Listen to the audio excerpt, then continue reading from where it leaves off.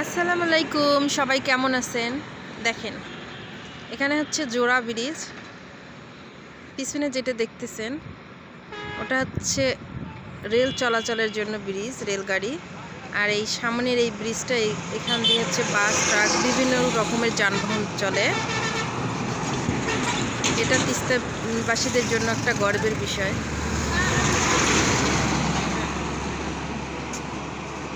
যে পাশাপাশি দুইটা ব্রিজ, এমন কম জায়গায় পাবেন যে পাশাপাশি এরকম দুইটা ব্রিজ।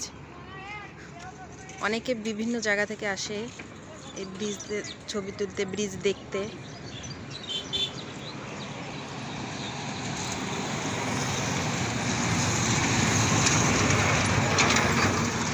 বিভিন্ন যানবাহন চলাচল করতেছে।